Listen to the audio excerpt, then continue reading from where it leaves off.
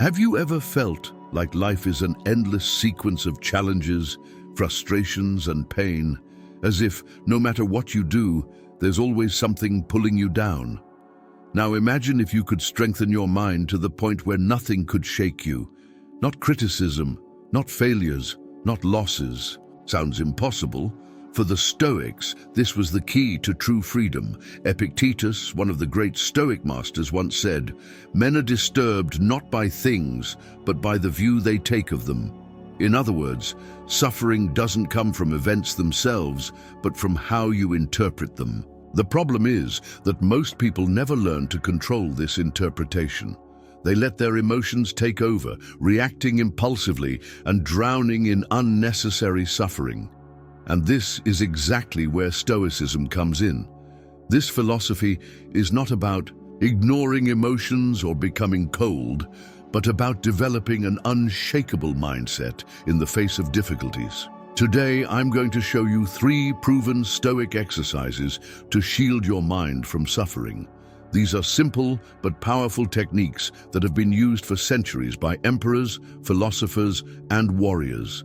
And if you apply them, one thing is guaranteed: you will feel the difference. But before we dive into these exercises, we need to understand the true cause of suffering and why most people suffer more than they should. Why do we suffer so much? The answer is simple: because we try to control what cannot be controlled. Think about it. How many times have you lost your patience because someone treated you poorly, or felt frustrated because things didn't go as expected? This happens because we believe, whether consciously or unconsciously, that we have more control over the world than we actually do. But reality is brutal. You don't control traffic, you don't control the economy, you don't control other people's actions. So what do you control?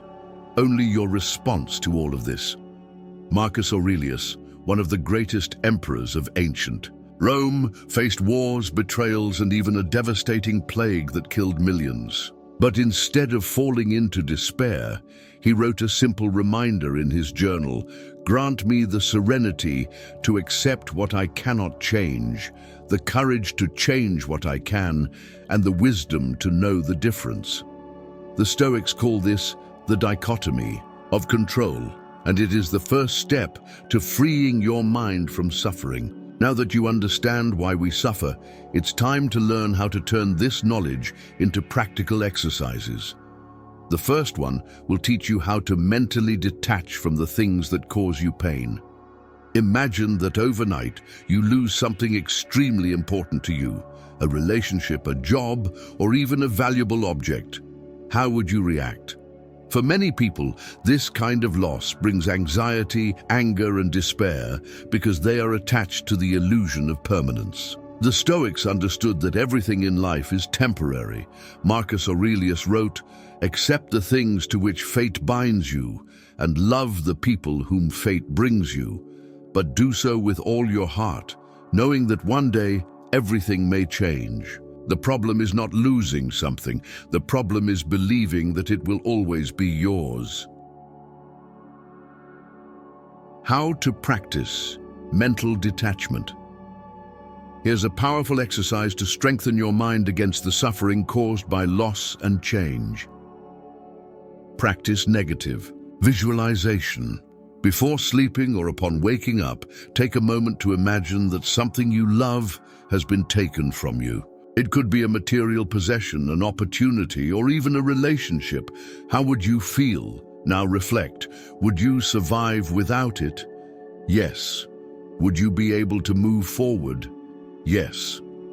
Recognize that everything is borrowed. Nothing truly belongs to us, not our possessions, not our status, not even the people in our lives. See everything you have as something temporary, something that could leave at any moment. This doesn't mean loving less, but appreciating more. Embrace change with gratitude. Instead of suffering over the possibility of losing something, use this thought to value the present. Appreciate the now, knowing that nothing lasts forever. A practical example, Seneca, one of the greatest Stoic thinkers, was one of the wealthiest men in Rome. Yet every night he practiced a simple exercise.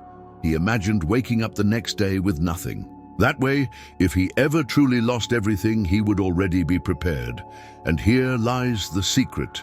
The less you cling, the less you suffer. Now that you've learned to deal with attachment, it's time for the second Stoic exercise. And this one can completely transform the way you approach challenges and difficulties. Most people spend their lives avoiding discomfort.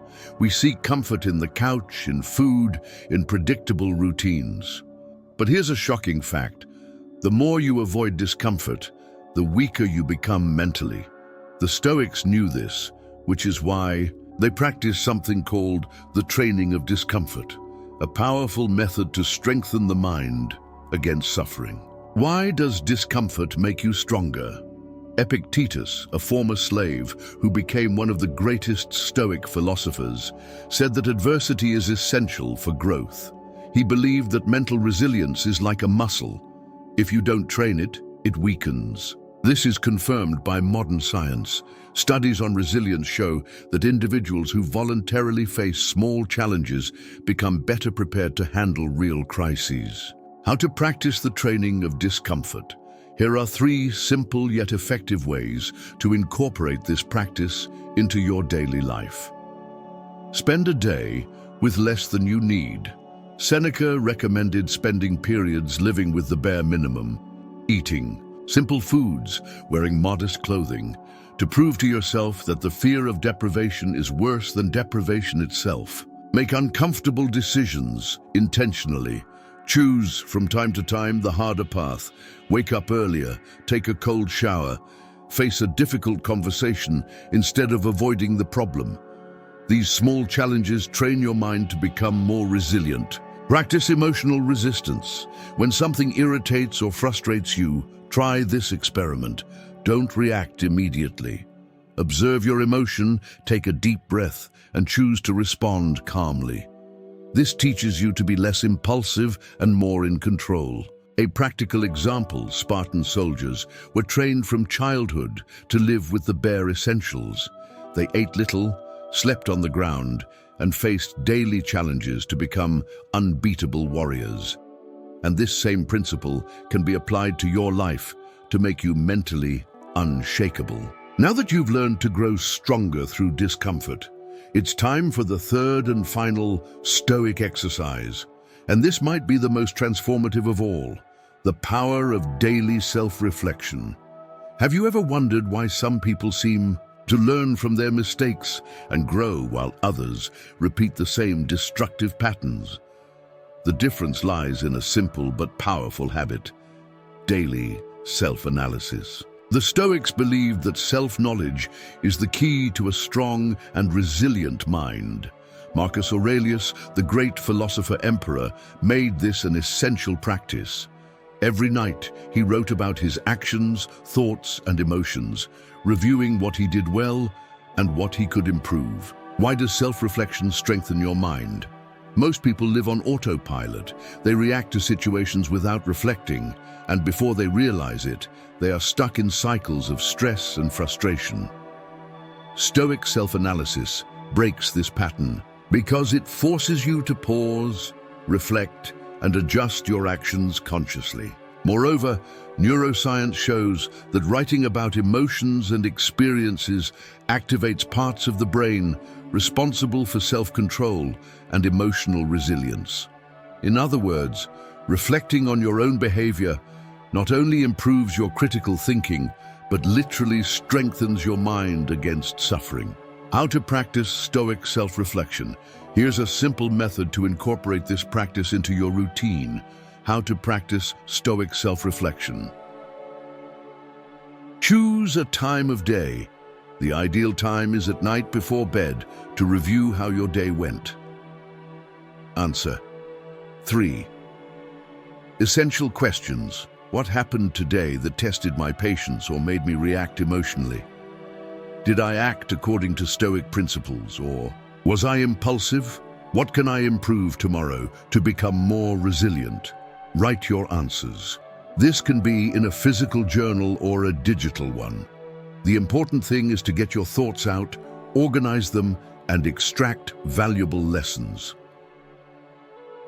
A practical example Marcus Aurelius wrote in his Meditations, not for others, but for himself. He analyzed his mistakes, weaknesses, and progress daily, and this practice helped him govern an empire without losing his emotional balance.